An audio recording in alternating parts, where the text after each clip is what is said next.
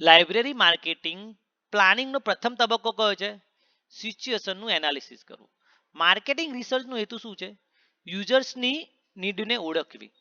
Library marketing research શેના પર આધારિત છે? પ્રાઇમરી અને સેકન્ડરી ડેટા ઉપર. લાઇબ્રેરીમાં માર્કેટિંગ રિસર્ચ ક્યારે કરવી જોઈએ? ન્યૂ સર્વિસ ઇન્ટ્રોડ્યુસ કરતા પહેલા. સ્વોટ એનાલિસિસ માર્કેટિંગ પ્લાનિંગમાં શું દર્શાવે છે?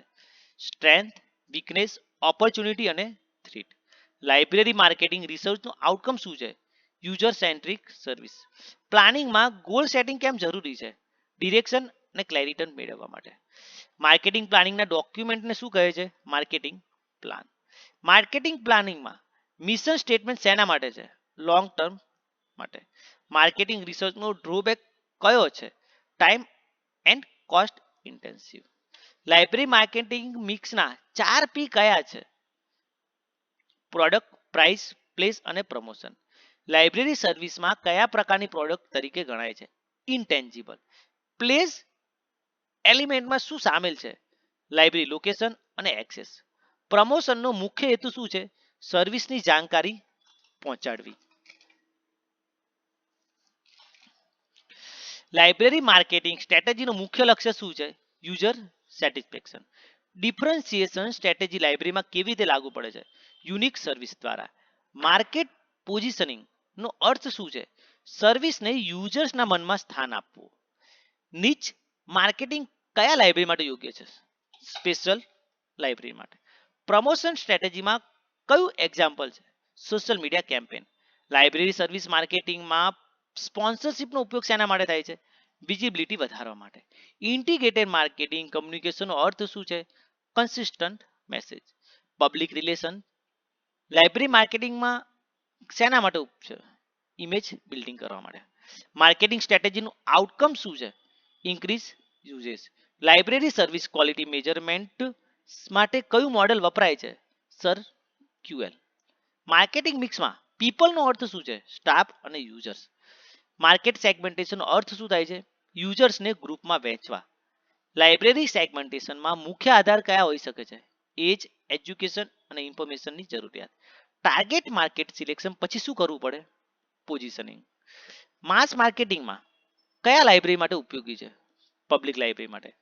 લાઇબ્રેરી પ્રાઇઝિંગ સ્ટ્રેટેજી ક્યારે લાગુ પડે છે? ફી બેઝ સર્વિસ માટે. ડિફરન્શિયલ પ્રાઇઝિંગ લાઇબ્રેરી માટે ક્યારે વપરાય છે? સ્ટુડન્ટ વર્સિસ પ્રોફેશનલ્સ માટે. કોસ્ટ બેઝ પ્રાઇસિંગ શેના પર આધારિત છે? સર્વિસ કોસ્ટ પર. વેલ્યુ બેઝ પ્રાઇસિંગ શેના પર આધારિત છે? Users પરસીવ્ડ value. પિનેટ્રેશન પ્રાઇસિંગનો અર્થ શું છે? Low price for market entry. Skimming પ્રાઇસિંગનો અર્થ શું છે?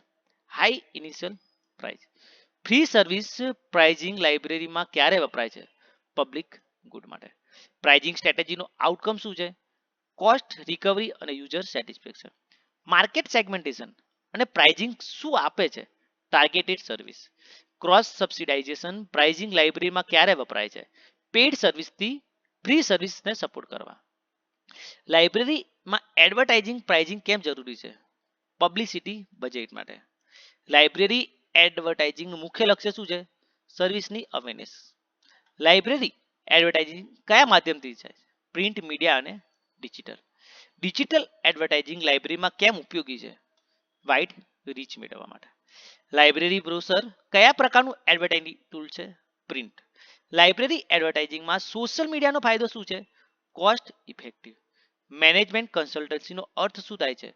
Professional advisory services. Library management consultancy શેના માટે છે?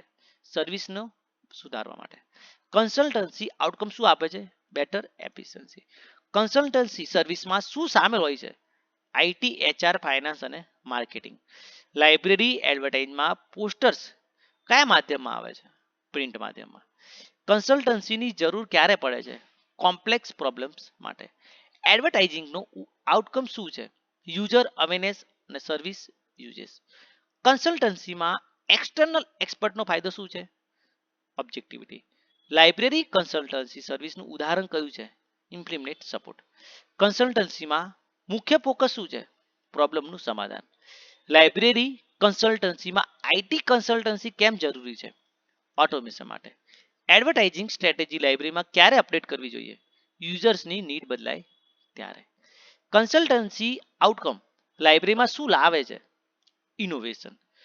લાઇબ્રેરી એડવર્ટાઇઝિંગમાં ન્યૂઝલેટર કયા માધ્યમમાં આવે છે? પ્રિન્ટ અને ડિજિટલ. માર્કેટિંગ ઓફ લાઇબ્રેરી સર્વિસનું અંતિમ લક્ષ્ય શું છે? યુઝર સેટિસ્ફેક્શન અને ઓપ્ટિમમ રિસોર્સનો ઉપયોગ.